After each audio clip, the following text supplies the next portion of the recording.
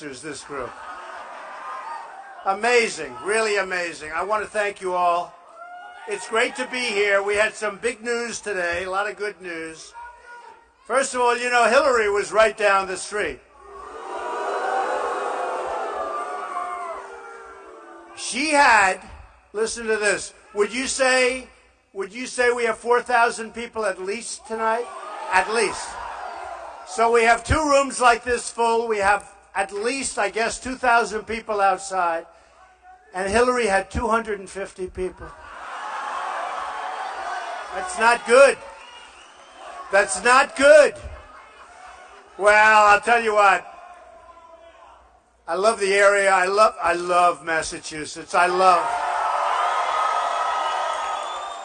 do they always say that a Republican can't win Massachusetts? I think we can. You know why?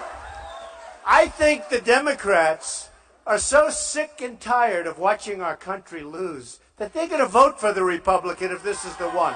I really believe that.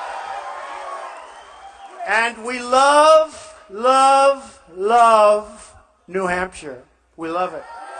You know, so about 10 minutes ago, they just gave me some results. You know, somebody says, you really like polls. I said, yeah, I like them because I'm winning. You know, when you're not winning, you don't like them as much. But we're really winning. We're winning everything. Everything. Every state, we're winning everything. We're winning everything. So this just came in. Reuters, 33 for Trump, 33%. Remember what that means. We have 15 people in addition to myself. We have 16. If you get 33, you know, somebody said, I think he's peaked. I think he's peaked. They constantly say it. He's peaked. I hear this every week. You know, we go up, up, up. Oh, and if then we go down 1 point, it's like we're on the Titanic.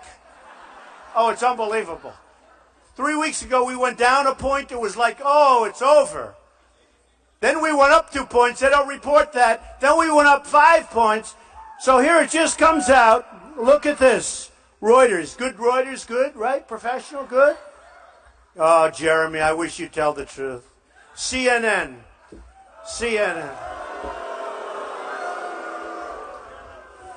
All right, what are you going to do? What are you going to do? You know, I told him last time, it was very interesting. We were at such a great success. It was so great. You saw it 3 nights ago. We had 8,000 people, maybe. There were 8 demonstrators. No, it was true. You saw it the other night. 8 demonstrators. And they started, you know, shouting a little bit, and they were gone very quickly. And they were, you know, it's freedom of speech, you can do it. And I said to the people, 8,000 people, and I said, here's the bad part. They'll be the story. And I thought I could talk the press out of it by saying that. Next day, demonstrations. I'm telling you, we had 8 people. And 2 of them asked for my autograph when I was going out. No, it's true. These were not violent demonstrators. These were nice people. But anyway. So Reuters comes out. We're at 33. Carson's at 15 in second place. Think of it. That's a big difference. That's a big difference. Then you have other people. Actually, Carly is way down. Wow. What went on? What's going on? She went way down. But you have Rubio is way lower. Way lower. But if he goes up 2 points, Rubio surges. No, I had it in Florida. You know, we're winning Florida. Can you believe? I love Florida. So we're winning Florida. And they had a poll. And I was 29. And they were your governor and your sitting senator. They were like 11 and 14 or 15. And one of them went up a little bit. And they talked about Bush and Rubio, headline, doing better. And I said, oh, that's too bad. I guess I got wiped out. I must be way down. So I'm reading the story. I get to paragraph 3. And I'll say, why Mr. Trump is at 29? I said, wait a minute, I'm at 29. They're at 11 and something. But that's the dishonesty of the press. You have no idea how dishonest these people are. You have no idea. No, you have no idea. It's brutal. It's brutal. You get sort of tired of it. Actually, it's so bad. It's so bad. Last night I watched Megyn Kelly. I haven't watched her in a long time. And you had these two clowns on, one Steyerwalt and another one, the other one who was the speechwriter for George Bush. How can you be a speechwriter for George Bush? I mean, I like George Bush. He's a nice man, but I don't necessarily want to write speeches for him. So he's saying, and he actually said something to the effect that, yeah, Carson's tied or winning on all the, and it's not even close. And you can't do anything except one thing I can do. Actually said that Carson, who's a nice guy, by the way, he's a nice guy. He really is. But they actually said that Carson is tied or winning in all the polls. And I'm saying, and you know, on my Twitter, I had people that went crazy. That it's a total lie, Mr. Trump. They want to have like a revolution. And it is a total lie. But they have these two puppets that work for her, and they say these things, and it's incredible. So here's the polls. In New Jersey, now remember, Reuters is national. 33, second place is 15, right? Here's the state of New Jersey. Great place. I love New Jersey. Got some problems, to be honest. It's got some problems. Trump, 32. Second place, 13. Okay? Then I hear that, like, I'm tied. I'm not tied. We're killing everybody. Actually, no, it's true. It's true. It's true. Peggy Noonan's been great. I think she's fantastic.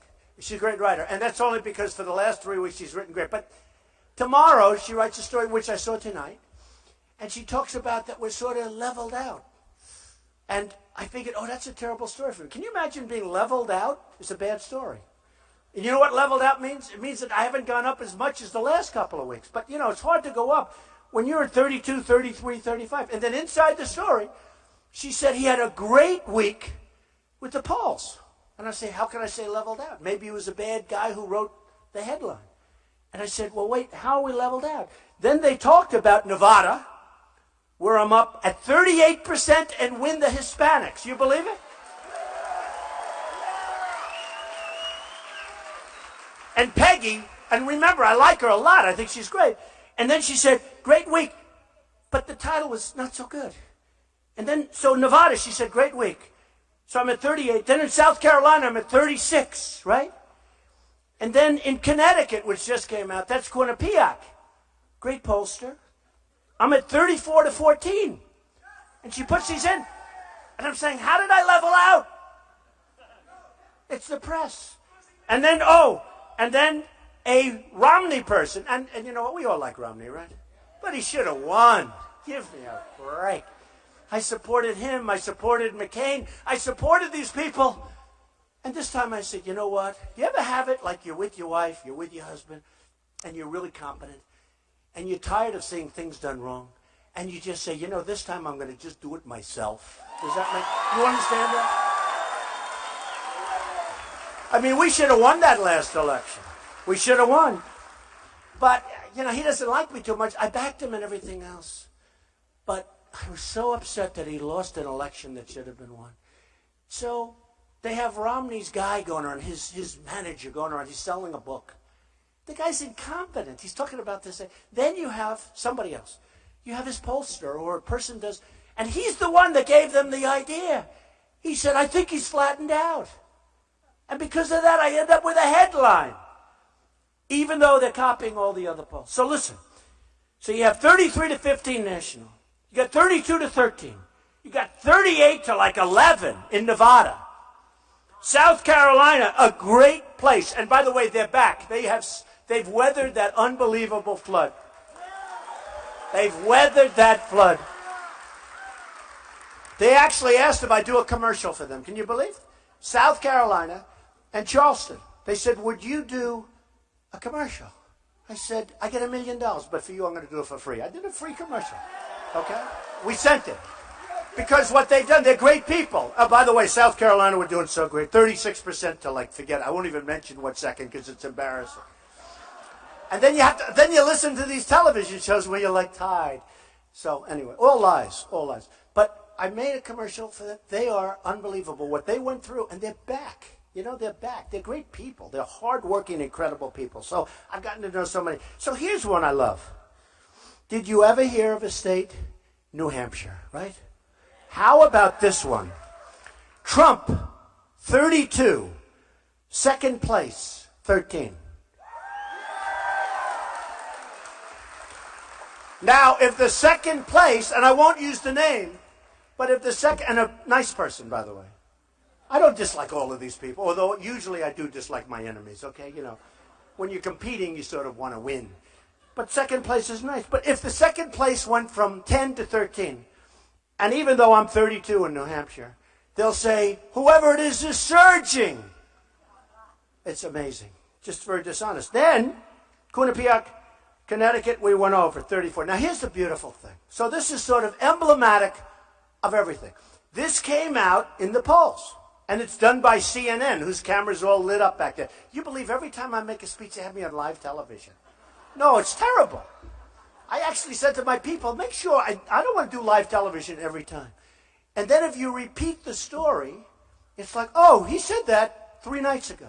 You know, these other people, like Hillary, she goes around, she has 250 people down the road in Keene, where, by the way, 2 weeks ago, we had 4,000 people in Keene. Right? 4,000. Forget about here. We had 4,000 in Keene, the same area. But it's sort of amazing, isn't it? But you know what's so important right here? They go over the different categories. How does he win? Now, this one's Nevada, but it was also the same thing, pretty much the same numbers. It was really amazing numbers. Same numbers in South Carolina, done by CNN a couple of days ago. In fact, somebody at CNN called it, your numbers are unbelievable. And I said, I agree. I can't believe it. So they have who is going to be your first choice? Who's going to win for president? Trump, 38%. Pretty good. Then they have one that's slightly important. It's called who's going to be best for the economy. Do you agree? That's important. We have to get all these young people. We have to get them working, right? Like him, like her. We got to get them working, right? Got to have jobs when they're ready. So on the economy, listen to this one. Trump is 67. When I say 67, I mean 67%. That's big. How do you have 67% when you have 16 people, right? You know, 67% would be amazing if you had me and somebody else. Do you agree with that? That's called a landslide. There's no such thing. It's true. But how do you have 67%? 67 out of 100. How do you have 67% when you have 16 people running? It's very hard. I mean, you got to be good. In fact, it's great for my ego, I will tell you. It's economy. Remember the expression, it's the economy, stupid? Well, then the election's over. They all say how important. Well, nothing more important. I mean, look, defense is more important to me. Defense is right. And I do great on defense. Wow. Hey, look at that. Speaking of defense, just came out. Foreign policy, 34 Trump. Wow. The next one is 13, 12, and 11. And they're senators. These are senators. You know, they don't show up to vote. They don't show up. They have this horrible attendance record. They drink too much water. You know, it's ridiculous. Then you have, so think of that, 34% on foreign policy. That's a good number considering all these people. Then on ISIS, Trump, who's the best on ISIS? Because I'll tell you what, I'll be great on the economy. I'm going to produce jobs. I'm going to take jobs away from China. And I'm going to take them away from all these places. And we're going to take them. And, you know, I get along great with China. And I say it all the time. Their leaders are too smart for our leaders. We do not have smart leaders, folks. And I get along great with Mexico. But you know what Mexico's done to New England? I mean, how many people have lost their jobs with companies that moved down for no reason whatsoever to Mexico? And it's getting worse. Ford is moving there now. Big plant, massive, $2.5 billion plant. Nabisco is leaving Chicago. They're moving. And we don't do anything. A great factory is taken out of Tennessee, and they're going to Mexico. Supposed to go into Tennessee, it's going to Mexico. I mean, are we stupid? Why are we doing this? What's the purpose of it? We're destroying our country from within. It's true. It's true. So I'm going to be great on jobs. I'm going to be great in the economy. But I think one of the big sleepers is going to be me on foreign policy, frankly, me on the military, and me on the vets. The vets. Because our vets are being treated like third-class citizens, and it's not going to happen. It's not going to happen. It's not ever going to happen with me. We're coming out with a plan very soon. And by the way, just in terms of plan, the vets, as of 1 month ago on Wednesday, had the longest wait in the history of the VA. People are waiting 3, 4, 5 days to see a doctor. And then sometimes the doctor is not even the right one, or he's not there, or he goes away for the weekend. Waiting. Can you imagine if I went into a doctor's office and I had to wait? I would go wild. I'd go wild. But think of it. And sometimes it's as simple as a pill or a small procedure to take care. And without it, you can die. And with it, it's so simple. Like a bacterial infection or something where you can get rid of it right away and people are living their lives with this stuff. They can't think of it. They can't get in. This is what's happening. And we're going to work it because I am so tired of the Veterans Administration and the incompetence. And you people know, you have a lot of vets in New Hampshire, a lot of vets in Massachusetts, and I see all these heads, they're all nodding and they're agreeing. But if they can't get in, we're going to let them go see private doctors, private hospitals, get themselves fixed up, and we're going to pay the bill. It's simple. It's simple. It's simple. And you know what? I would be willing to bet that's cheaper. You know, thousands and thousands of people have died waiting because they can't get care. And seriously, at some of it's really minimal care. It's stuff that would never cause a problem. And they die. And they're vets. And yet, illegal immigration gets treated better. You heard the other night, this maniac, Sanders, and then Hillary keeps going, yes, I'll do that too. Yes. They want to raise your taxes to 90%. 90%! If you work, they'll think of it. You know, they call them, somebody said, well, that's a little rough.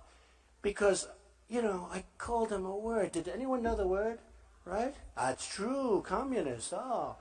Well, what he wants to do is unthinkable. He wants to raise costs by trillions of dollars. And who's going to pay for it? You're going to pay for it, just so you understand. I mean, it's not like, oh, gee, we'll do it, and everything's going to just evaporate in the air. It's going to evaporate free. He talks about free. And you know what? Where it's necessary, you do what's proper.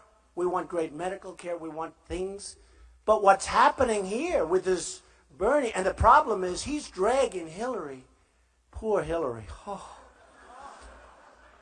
He's ranting and raving, and she's saying, I'm going to do that too.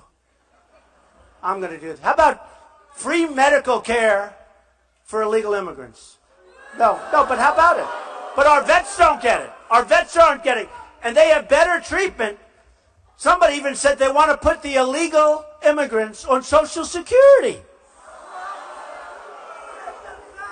So, not going to happen, folks. Because I will tell you, we're going to build a wall. It's going to be a real wall.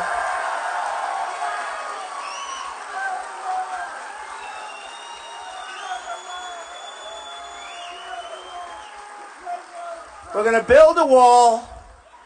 And you know what? We're going to have a beautiful big door in that wall. But we're going to have people come in. And they're going to come in, but they're going to come in legally. They're going to come in legally. They're going to come in legally, and they're going to be great. And the ones that are here that are bad, because we got some bad apples. We got gang members all over Los Angeles. They're illegal immigrants. These are illegals. They're illegals. You see what happened to Kate in San Francisco. And I took heat when I first announced, how about me? Rush Limbaugh said, man, he's taken more incoming than any human being I've ever seen. And then they found out I was right. I talked about crime. I love Mexico, by the way. I love the Mexican people. I have thousands working for me. Thousands. I have thousands. They work for me, and they're great. They're great. But we have people here that shouldn't be here. We have people that should be back in their countries and let their countries take care of them. Let their countries take care of them. I heard one of the other candidates say, we're going to put them in prison. Well, what are we going to do? Put them in prison for 45 years? We're going to take care of them? I don't think so. I don't think so. But you look at some of these gangs, you look at some of these members, these are tough dudes. I just saw the police over here. Where are these? Look at these guys. These are beautiful. Come here, come here, come here. Come here. Come here, fellas. Come here. Come here.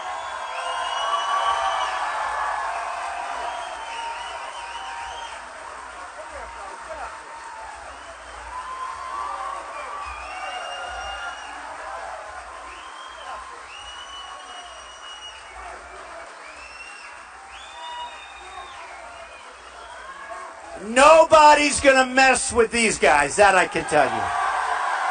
Nobody. Nobody. But the big thing is we have to let them do their job. They do an unbelievable job.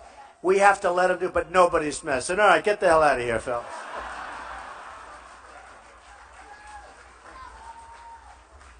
These guys are great. They do such an amazing job. So we go down the line, and I say to myself, we don't have victories anymore. We don't. Whether it's ISIS, I watched a general the other day on television being interviewed. First of all, why does a general get interviewed? Who ever heard of a general being interviewed? Right? Only in this administration. The general, they said to him, what do you think of ISIS? Oh, it's very tough. Tough. ISIS is tough. Can you imagine General George Patton saying, gee, ISIS is really tough? First of all, he wouldn't be on television talking. You know what he'd be doing? He'd be doing the shooting, not the talking, right? It wouldn't be talk. He'll talk. He'll talk. You know what he'll talk? In the parade when he's coming up Fifth Avenue and everybody's celebrating him. That's when he's going to talk. How about General MacArthur? Highest marks in the history of West Point. These guys, these were generals. We need a general. We need a general. They had the whole deal. Tough, smart. They even looked good. I know it's not nice to say. They'll say, oh, that's not nice. That's not politically correct. When these guys got out of their plane, they looked like, okay, that's like these guys. We need strength back in this country. So I'm watching this general, and they said, well, how long would it take to beat ISIS? Oh, I don't know. It's very tough. I'm saying, what's wrong? Then another general who's retiring, good guy. They're all good guys. But he said the Army is the least prepared that he's ever seen the Army in the history of the country. Now, he may have said since Second World War, but I think he said in history. But he said the worst he's ever seen. Now, he's retiring. Good guy. I don't want to mention names. Good guy. But how about this? We spent all this money. We owe $19 trillion. Used to be 18. Every 2 months I change. I go from 18. Let's see. I said 18 last month. Now it's 19. Now it's going to be 20 very soon. So we owe $19 trillion. We spend all of this money. We're getting ripped off by China, by Japan, the cars they pour in, by everybody. We get ripped off by every country. Brazil. Name a country. Anybody know a country? Where are you from? I'll show you. Your country is beating us. Where are you from? Okay, name a country. It doesn't make any difference. Germany. Yeah, we protect Germany. How about Germany, okay? We have an economic behemoth. Did you know? You know, most people don't know. You know, we protect Germany. Do you ever hear our budget for military is many, many times every other country? That sounds good. You know why? Because we're protecting everybody. It's not for us. South Korea, I told you, I order televisions all the time, South Korea. I have big projects. 4,000 televisions, fairly recently. 4,000. I want to buy it. I'd love to buy American. I don't even try because nobody makes them. So it's all, everyone. South Korea, Samsung, LG, they all come in with bids. Actually, Japan, you know, Sony, but they've lost their way, Sony. I got to tell you, their prices are so high, it's ridiculous. But South Korea, 4,000 televisions. Now, we protect them. We have 28,000 soldiers on the border, and we have this maniac next door who's playing around with nuclear weapons. And we always talk about Iran, which, by the way, is the worst deal I've ever seen negotiated in history. The worst. The worst. It's the worst deal. This was done by incompetent people that, I don't know, maybe they don't care. How could you be so stupid? How could you do a deal, and I really mean this, where the Ayatollah and everybody else, or as the president calls him, the supreme leader. Do you ever notice? I refuse to call him the supreme leader. If I win, I promise, I will never be talking about him as the supreme leader. I'll be saying, yeah, he's the head guy. I'll call him the head guy. But I'm not calling him the supreme leader. I watch Obama, the supreme leader, has said, well, the supreme leader wants to bring death to the United States, death to Israel, without question.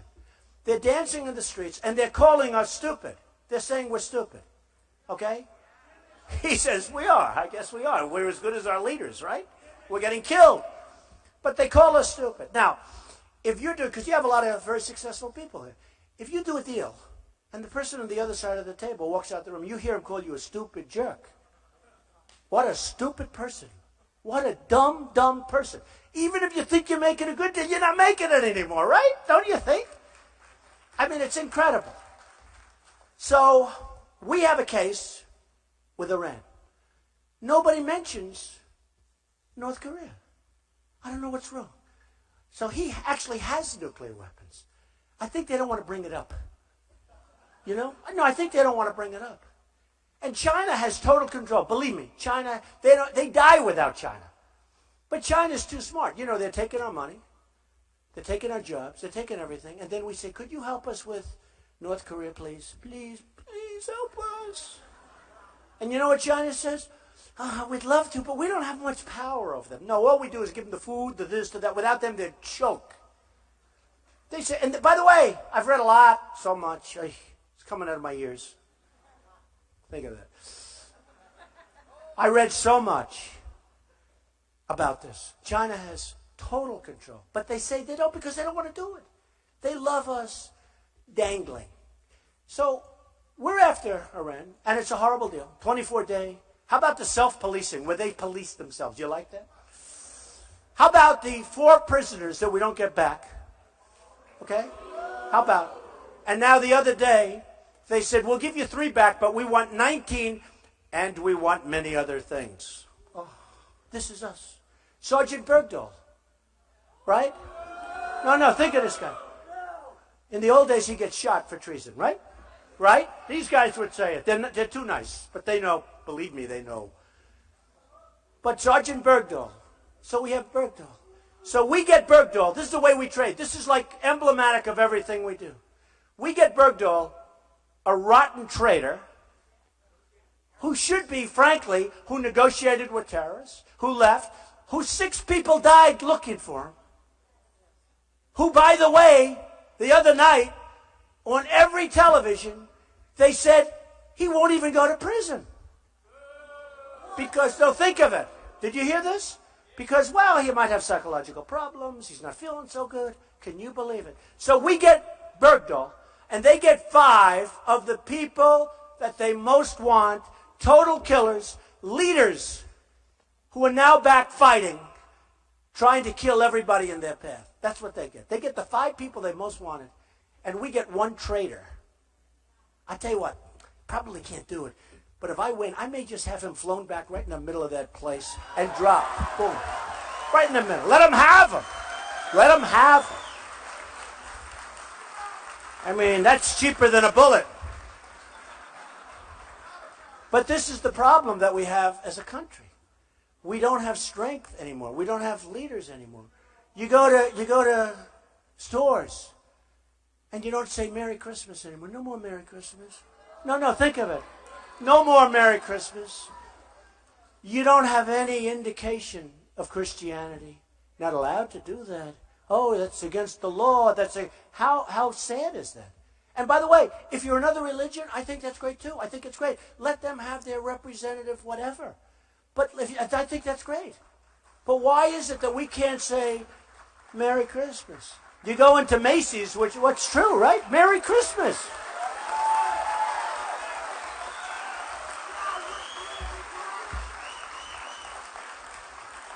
So sad.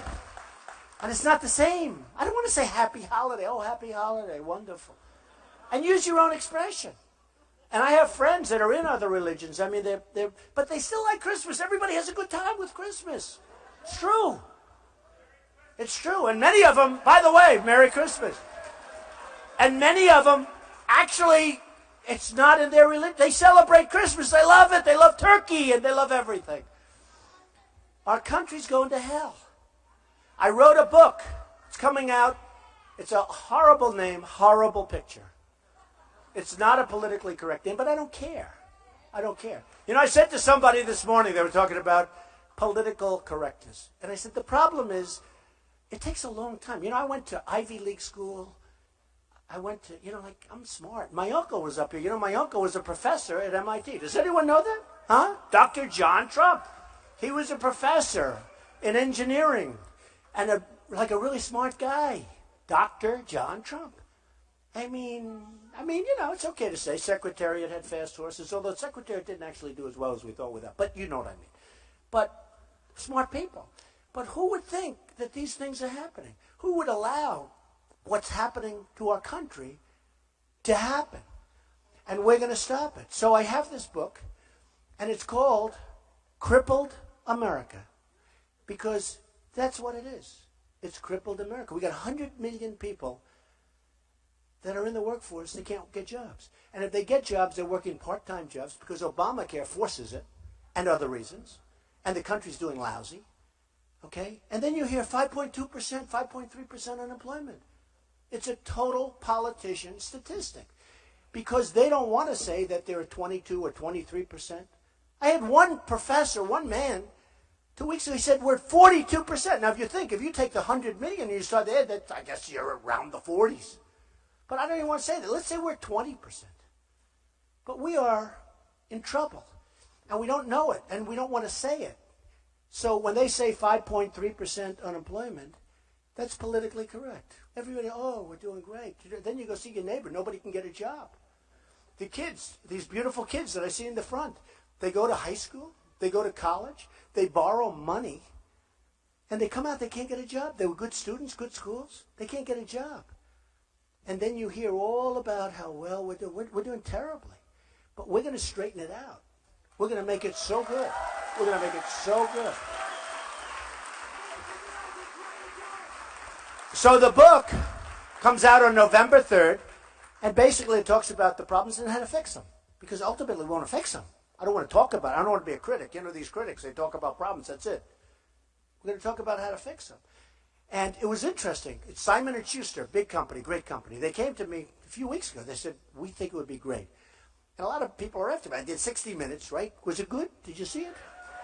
And now I'm doing Saturday Night Live. That'll be great. That'll be great. And I'm doing a book, and I'm running for president, and I'm running a company. Other than that, I'm not that busy, actually. It's true. I'm thinking about it. Friends of mine say, boy, you're doing a lot. Well, I have children and executives that do a great job. The company I built up is a great company, and I have very, very good executives and great children that are doing a good job. But the book, Crippled America, so Simon & Schuster sends this world-class photographer, comes into my office. He takes these pictures that are so beautiful. I'm smiling. I never looked better. It was so good. I'm so happy. But there was one picture that was horrendous, horrible, angry, mean, like I'm really angry. And I said, how can you have, when you're talking about the problems that the country has and how to fix them, now we can do it later when they're fixed, but how can I have a big smiling face? How can I do that? I have the worst picture of myself I've ever seen, and I agreed to it. My wife said, what are you doing? That is horrible. It's the meanest. It's true. It's the worst thing. I'm looking. I think he got it when I wasn't posing. He got me.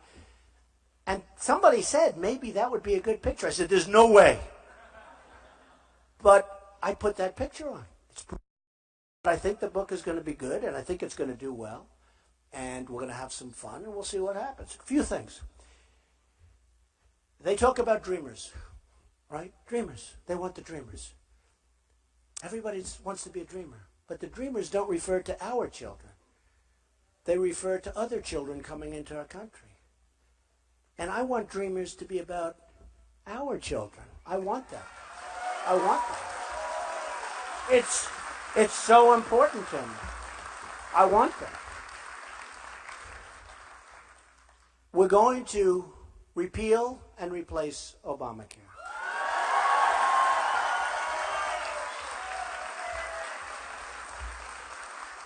We are going to come up with a plan that's so good. Now, a lot of you are getting absolutely killed with Obamacare. Your premiums are up 45, 50, 55%. It's turning out to be a disaster. You see where it's getting smaller? People are opting out.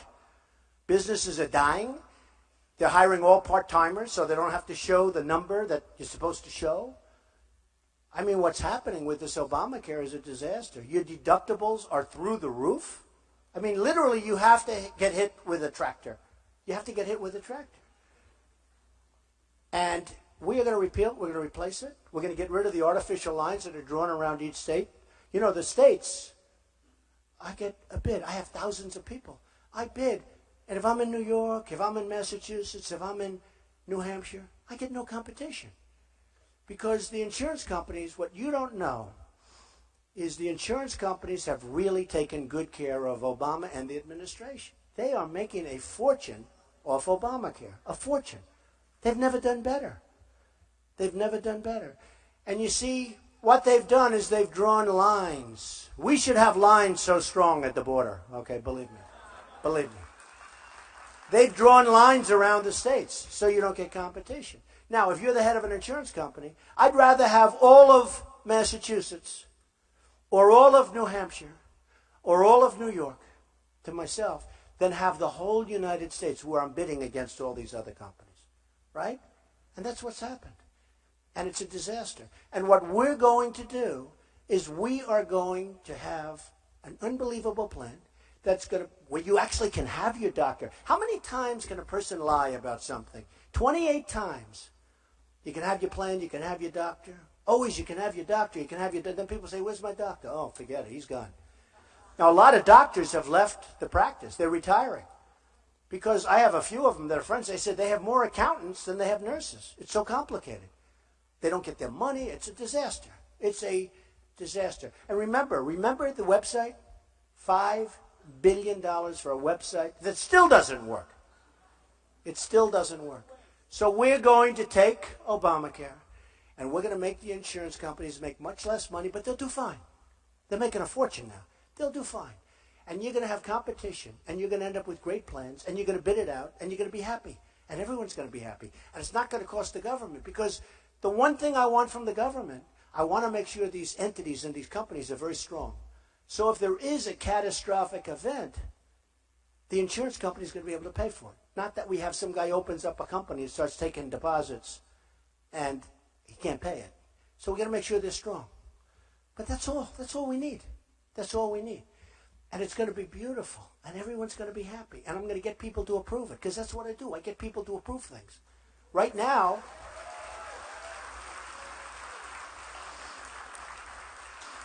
you don't have that. You have a president that cannot get people to approve anything, so he keeps signing executive orders. He signs executive orders on the border. Come on in, folks. Come on in. As many as you want. People, thousands. You know, our Border Patrol people, I was there a few weeks ago. And our Border Patrol people are great people, but they're told, stand down. Somebody walks in front, stand down. People are walking like incredible. The anchor babies. I always heard, oh, if you're born in the country. And this is in Mexico. It's Mexico and every place else. China, all over Asia. People are being born on our soil. And congratulations, folks. We're now taking care of them for 85 years. So everyone said, oh, you can't do that. You can't say that. That's it. If you're born in this country, I said, wait a minute. We can't be so stupid that this is possible. People are having babies. They come across the border 2 days before they have the baby. They have the baby, and now congratulations. They're an American citizen. They get all the benefits.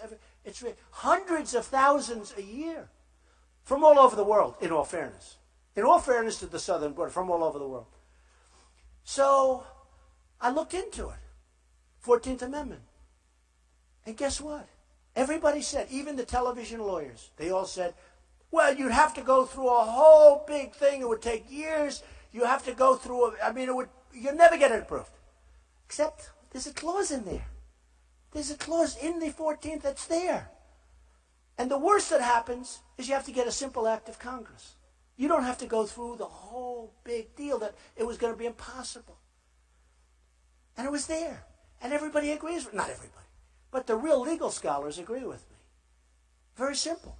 It could be you don't even need the act of Congress because they came in illegally. How can somebody coming in illegally, lying down, having a baby, congratulations, citizen? No, how can it be so, how can it work? How can it work? And then I used the term anchor baby, and I was hit at a press conference. Mr. Trump, you know that's a derogatory term. I said, well, I didn't know that. I mean, it's a term I've heard. What would you do? Well, just terrible term, Mr. Trump. Oh, good. Give me the term. Did you hear this? I mean, this was all over the world.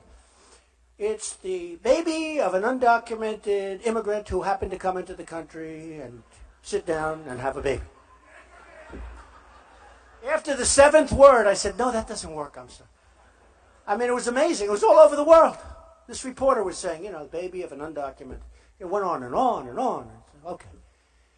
But it doesn't work. I mean, it doesn't work. It's not working for our country, but it doesn't say that. It doesn't say that. Hundreds of thousands of people a year.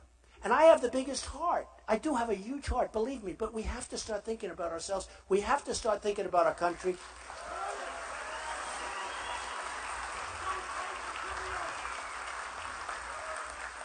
I have to start thinking about our country. Our country's falling apart. Our infrastructure, our roads, our airports. I leave Qatar. I leave all of the different places. I leave all of them. I know all of them. You have airports like the likes of which you wouldn't even understand. Me neither. You leave some of these places in China. They have airports that are so incredible. And then we land at LaGuardia, where you have potholes in the runway. No, I mean, it's unbelievable. Where the runways are too short. Planes go in all the time, And you know why? You have this filthy water, filthy. They've been trying to expand the runway. It's not even nothing in the way except water. And they can't get the environmental impact statements. They'd rather save a tadpole. It's true. No, it's true. Then add another 1,000 feet to the runway so planes don't go in, because 7,000 feet now is too short. This is where we are. This is where we are. And it's going to change. It's going to change.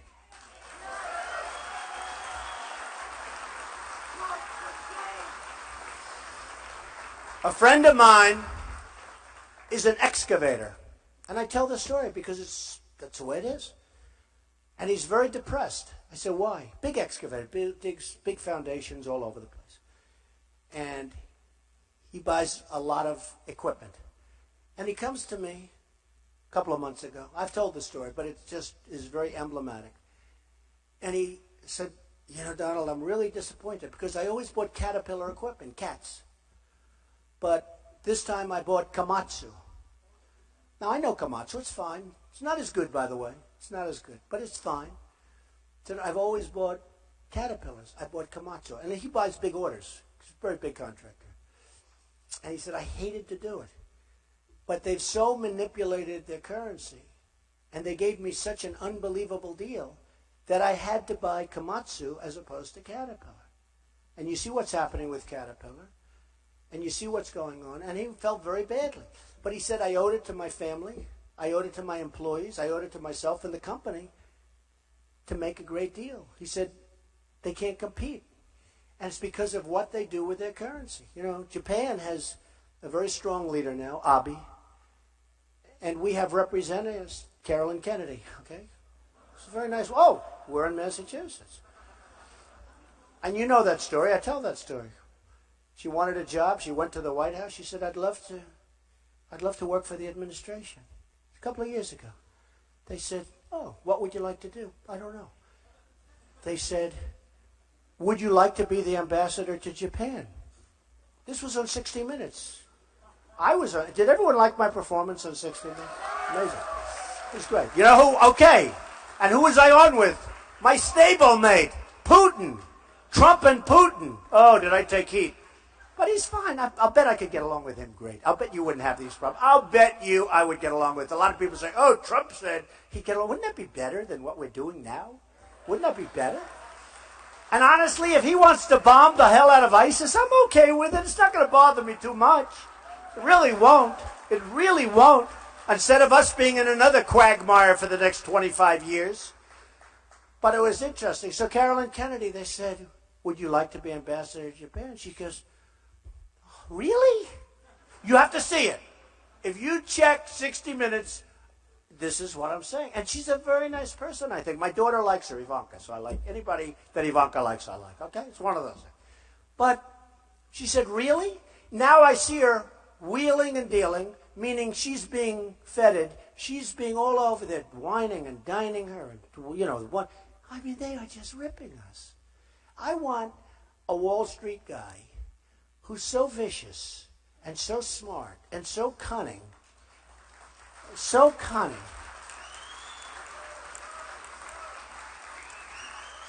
I mean, I know guys that are brilliant, but they're brutal.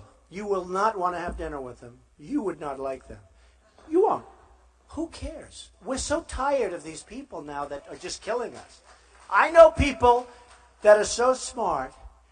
You leave them with Japan. Don't worry about Abe. My guys, they won't be having much dinner, believe me. And if they do, they're going to pay for it. We're not paying for it. I'll tell you. No, they're good because they're natural. They're natural. It's like a great golfer. It's like Jack Nicklaus. You know, why did he make the putts? It's like Tom Brady. Great, right? Why is he better? Who the hell knows why he's better? He's a great guy. Who knows why he's better? Who knows? He just plays better. And they play better under pressure. You know, the great ones, you look at the great ones in sports, and the great thing about sports, it's a microcosm of life, but it's easier to understand. But you look at the great ones, they do better under pressure, whereas most people wilt, right? We see it all the time. They wilt. I know the best. These guys are the best. And some are nice, like about 2% of them. I don't care. I have Carl Icahn, great businessman. He wants to do a lot. I have so many people. Ever since I went to #1 of the I have the biggest guys and the best guys. Now, I know guys that aren't as big, and they're better. I know people that are totally overrated. I know people you never heard of. They're better than all of them. But we will have the greatest trading teams. Nobody's going to be losing $400 billion a year to China. Nobody.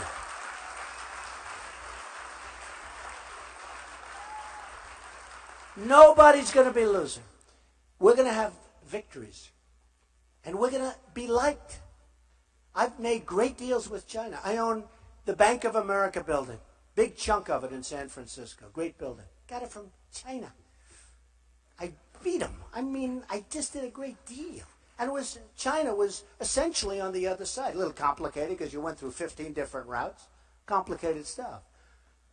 1290 Avenue of the Americas, one of the biggest buildings in New York, biggest floor plates. And China.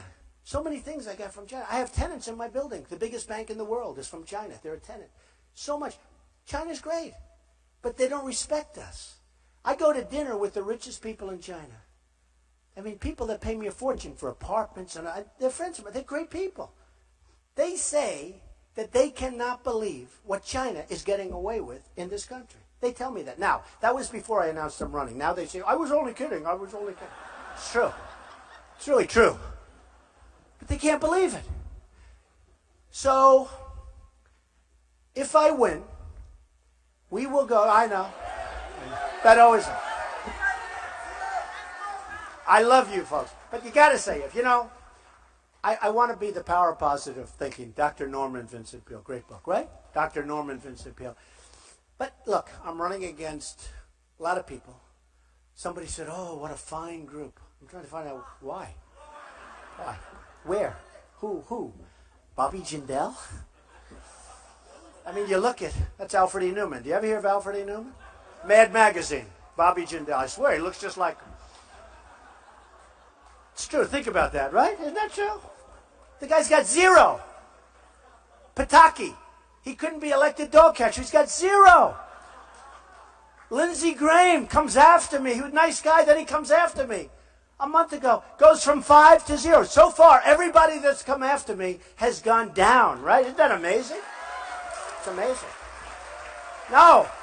I mean, Lindsey Graham, I'm at 38, I think, in South Carolina. He's at 3. He's a senator.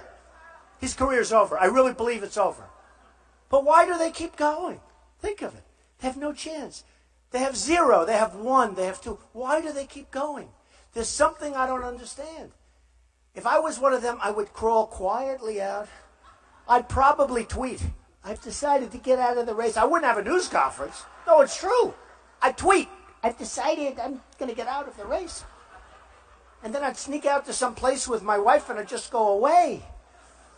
They have 0. 0. And now they're going to go in the child stage. You know the child stage? They call it the children's stage. That's for the debate. It's an incredible thing. By the way, you saw what happened. So we're going to have a 3-hour debate. And I give credit to CNBC, by the way. I give credit to them. Because they had guts and they did the right thing. But I said, wait a minute. We had a 3-hour debate last time. By the time it was over, I could stand up for 20 hours. I could do it all night long. Standing here for 2 hours, this is a lot tougher. But I could stand up all. But you know what? People sitting home, they don't want to watch 3 hours. Hillary, we were watching her for an hour and a half. And it was boring as hell. Who the hell wants to watch for 3 hours a debate? So we actually called Ben Carson and myself. We wrote him a letter saying, listen, if you're going to have it 3 hours, we're not going to participate. I want to have a good show. I want to have it be good. It's not about me. And I'm speaking for everybody, but they have no power because they have no polling, right? I'm representing the politicians. Can you believe it? And we won. Everyone said, you can't do that. You can't dictate. No. No. No, we won. Because you know what? It made sense to CNBC. And they're right. It'll do better. It'll be much better. But, you know, before I got involved, those debates used to do no business. Nobody cared about them. I'm not bragging. Yeah, I am. Why not? Let's go. Before I got involved, they did nothing. Poorly rated shows. So then I got involved, and they figured, well, they'll probably have 6, 7, 8 million people. They had 24 million people in Fox, the biggest in the history of cable. And the number's actually higher now because, you know, they get the final numbers and they're higher. Then CNN goes on. They had almost 24 million. Listen to this one. The biggest number in the history of CNN. This isn't Donald Trump. You know, where they say, oh, Trump, I don't exaggerate. Believe me, I exaggerate a lot less than people think. They had the biggest rating in the history of CNN. And they took the price for ads from $4,000, you read this, to $200,000 and $250,000. So they made the debate so long. Who can blame them? But I give a lot of credit to CNBC. They said we have to do the right thing. And 2 hours is the right number. I mean, it's long. It used to be 1 hour. You know, when it started, it would be 1 hour. And they're going to do great. Everybody's happy. So that came out just a little while ago, so we're happy with that. Yeah, you know.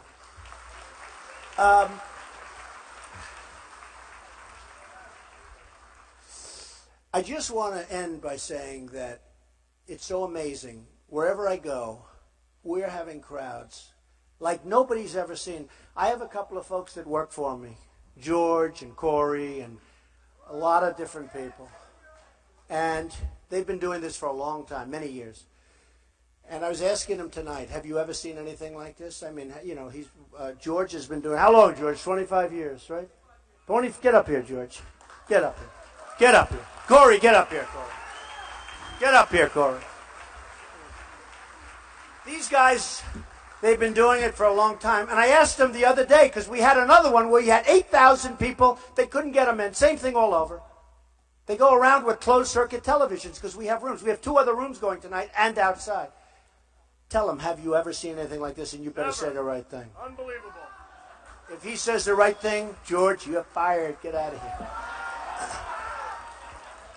No, but he said before, he said, I've been doing this for a long time. I've never seen anything like it. And what we have is we have a movement. This isn't like a normal situation. I mean, honestly, Hillary down the road, and I said, you got to make sure. You got to make sure. Find out, what do the papers write? She just left. She had 250, right? I told you, 250 people. We have thousands. When I'm finished here, I'm going to 2 other rooms, and then I'm going outside. I'll never get out of here. No, it's true. It's true. And it's 2 other rooms this size. They're pretty big rooms. I actually said to my people, do you think you could find one really big room, please? But they can't. There is no place like that around here. So, yeah, we'll go to Gillette. We'll call Bob Kraft. Let's call Bob Kraft. Let's call. Good guy. And our coach. So you have Brady, you have Belichick, and you have Kraft. All good guys. Good guys. That's a good idea. Let's get Gillette. That's right. I would bet you we'd fill it. I would. You know, Mark Cuban called me. He owns the Dallas Mavericks. He said, you want to use our stadium, our big arena. This was on Thursday. I said, when? Monday. 4 days. I said, Mark, how many does it hold? Like 20,000. I said, how are we going to fill it? He said, I think you'll do it, actually.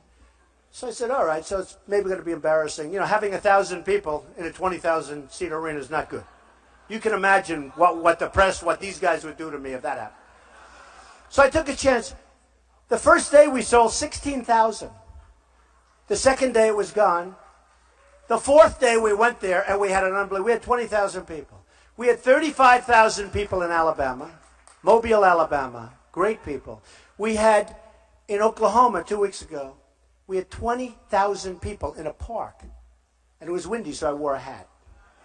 But it is my hat. You know. We know. Very windy. I wore that red hat. But in Oklahoma, we had 20,000, and I think it was actually more than that, but we had 20,000 people. Up in New Hampshire, we're getting 4, 5, 6,000 people. They never had, nobody's seen anything like it. And what I say, in Iowa, the biggest crowds they've ever seen in Iowa. And it's true, and we're not even that close. You know, a lot of times when you get closer to the election, what's going to happen when we get closer? But the biggest, most beautiful crowds, and what I'm saying and what I tell people is that, and people that work, that are professionals that do this for a living, you know, they're usually working, in all fairness, they're usually working for people that they go to a place and they have like 4 people show up at 25 or 80. But we have thousands. And this is a movement. This isn't just like, oh, let's go out. And you look at the enthusiasm and the spirit and the love in these rooms. And I told this story the other night. A friend of mine is a very rich guy, but he's not a public speaker. And he said to me, how do you do that? I said, honestly, when you go before some of these crowds, there is so much love and enthusiasm in the room. It's not even hard. It really isn't. I love doing it. And he said, how do you do that? But it's true. And what we have is we have a movement. This is not like a normal situation. People are tired.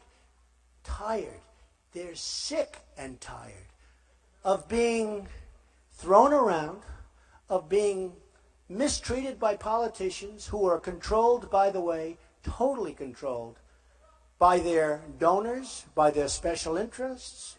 You know, I gave, it's been amazing.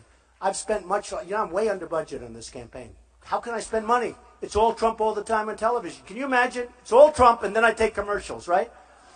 So I thought we'd be at about 20 million by now. I haven't spent anything. And I don't take any contributions other than if people call in. You know, I think we had 75,000 contributions of 50, and by the way, you don't have to bother, but people are sending in money. And it's hard. They send them in to me. And we got, money, not you. It's a lot of people. 80,000, almost 80,000 people sent in. Women sent in $7.50, $25, $50, $200, all little contributions. And that's all I take. And the only reason I take it is you can't really send it back. For 2 reasons. Number one, can you imagine the bureaucracy? It would cost you more money to send it back than just to put it in a bank. Second of all, if a woman sends in $19 with a 3-page letter, there's no way you can send it back because she will be insulted. Believe me. There is no letter you can draw. She will be so insulted, she'd lose her heart. These are real people. These are great people. And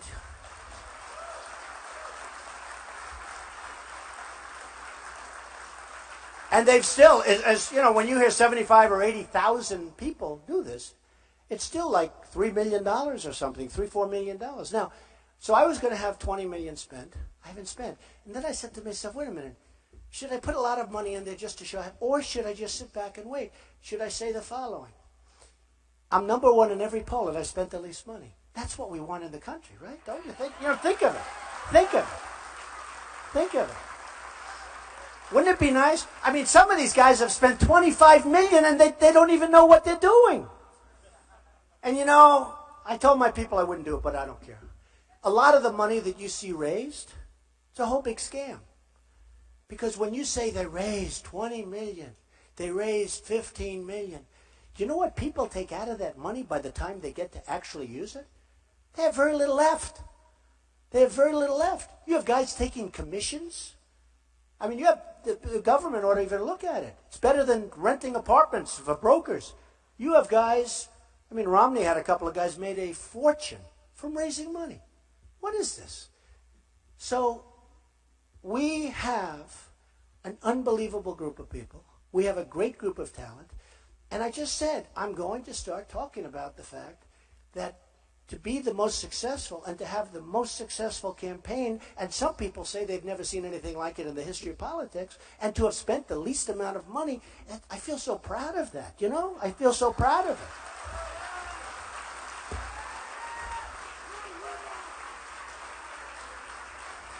I actually said the other day, I said, you know what I think I'm going to do? I'm going to put some millions in, just so it sits there, so they say, and then I said, well, wait a minute, we have that. Or we can say, look how little we're spending and we're winning. To me, that's better. Because that's what I'd like for our country. I'd like to spend little and be number one, instead of being a jerk and spending a fortune and be number one. Or number 10. Right? Now, with that being said, I'll be spending a lot of money and all that. But I thought it was so cool. I thought it was so cool. I thought it was so amazing. So, look at everybody in the room. Because something great is happening. Something incredible and something beautiful is happening. Things are going on. Massachusetts, you're going to have people voting for me that never voted for a Republican before. Because I don't care about labels. I don't care. They want to see our policemen. They want to see our police treated with great respect. They want to see our military built up and made so strong that nobody's ever going to mess with us, ever, ever, ever. Ever. They want to see our veterans taken care of. They want to see Obamacare killed. They want to see us have a border so we have a country. So, we have what used to be called the silent majority. I don't call it that. I call it a very noisy majority because these people are angry and they're disgusted. I can only tell you this. The American dream will not be dead. I say all the time, the American dream is dead, but I'm going to make it bigger and better and stronger than ever before. I say it all the time. We're going to make it great again. We're going to make it great again. And we're going to go through the primary. I think we're going to do great in Iowa. I think we're going to do fantastic in New Hampshire, in South Carolina, in Nevada, where we're doing phenomenally. The SEC, it's like a football game. And it's the same thing. You got to win. And we got to win because I don't care for myself, and people don't understand this. I only care for the end game. The end game. Because I have a wonderful life. People say he'll never do it. Why would he do that? Why would he do it? It's hard. It's work. I could be home. I could be relaxed. It's hard. But I know for a fact, I've been very successful. I know how to do things. I know how to make money. We have to make our country rich again.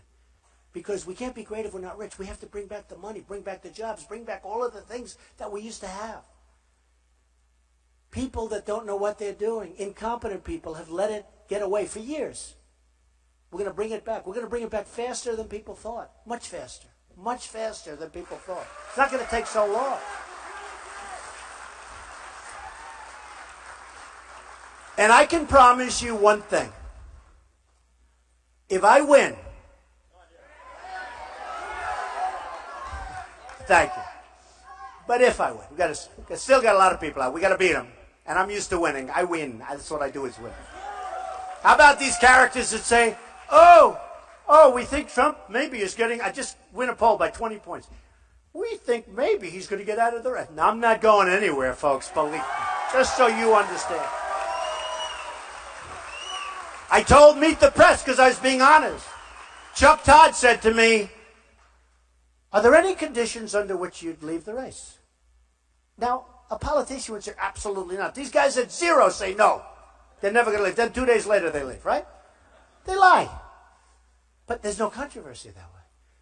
So I said, well, you know, if I started doing really badly, if I came here and there were no people, if the polls were terrible, if nobody cared about me in the press, instead of like going like the maniacs where we get these crazy ratings and they do care about me, if it all fell apart, yeah, I'd get out the next day. Trump might consider leaving. They're so dishonest, all of you. They are so, no. They are so dishonest. Horrible. And they never show. I do this all the time. They never show the room. 8,000 people. My wife, I come home. Oh, I thought you did great last night. Were there many people there? So what do you mean I had 8,000 people? Oh, they never showed the crowd. They have the camera on your face. They never show it. And they turn down the volume. So you have people going crazy, but you don't even hear. She said, were there many people? 8,000. 8,000 is like a small room for me. But they only show. I tell them to pan. Do you guys ever pan? Even now, pan. Go ahead, pan.